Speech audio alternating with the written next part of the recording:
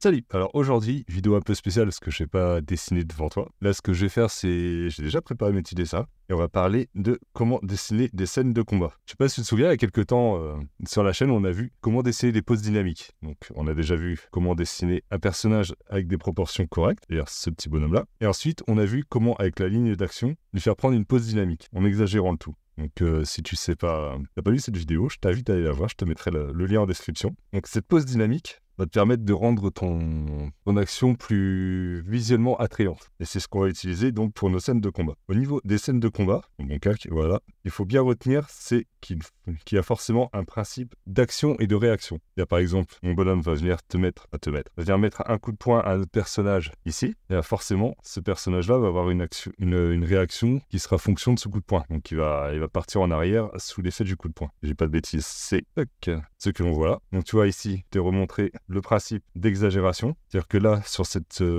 première vignette, on a un coup de poing, c'est juste anatomiquement, on va dire, mais ça manque un peu de peps.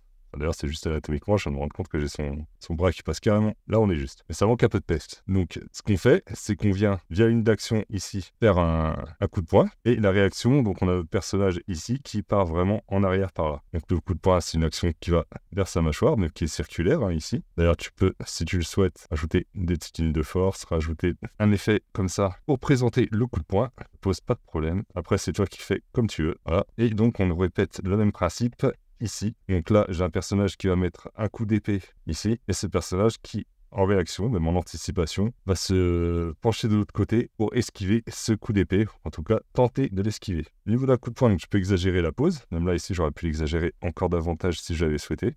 Là, finalement, je dessine un petit peu.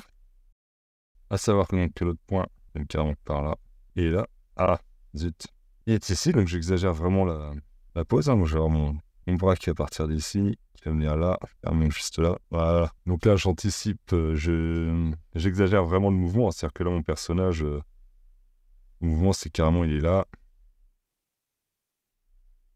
comme ça, là, et il a son point qui est vraiment en arrière, comme ça, prêt à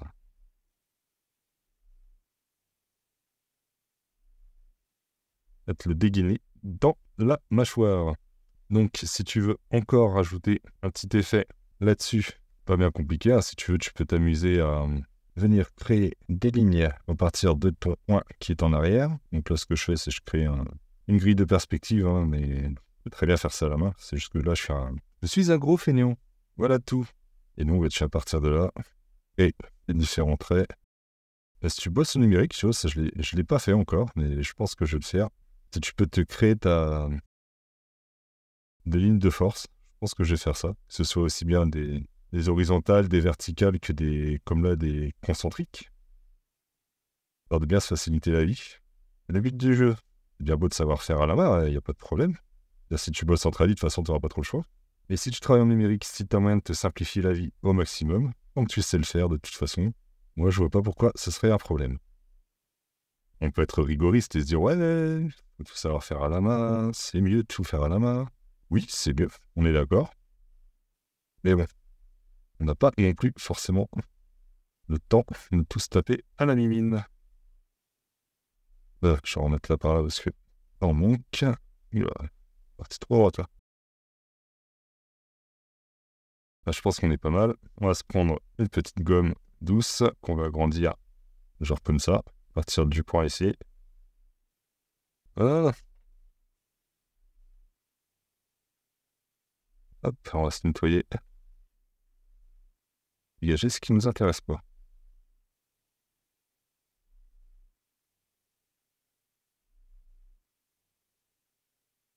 Et voilà, donc là on a un petit coup de poing bien dynamique. Donc oublie pas ces principes fondamentaux lorsque tu veux dessiner une scène de combat, à savoir donc ligne de force, exagération de la pose, le principe d'action-réaction, une action sur un personnage va forcément entraîner une réaction de sa part, et enfin utiliser les lignes de vitesse. Donc ici là tu vois que mes lignes de vitesse focusent l'attention sur le point qui est en arrière. Donc ça, c'est une technique de composition d'image. Je te prépare une petite vidéo sur le sujet. Donc si t'es pas abonné et que t'as pas activé les notifications, fais-le parce que c'est pas dommage de rater ça. Donc écoute, j'espère que cette vidéo t'aura plu. C'est un petit peu différent de ce qu'on fait d'habitude, mais c'est quand même des principes importants à étudier. Donc écoute, je te laisse bosser là-dessus. Partage-moi tes créations et je te dis à bientôt pour une prochaine vidéo. Ciao.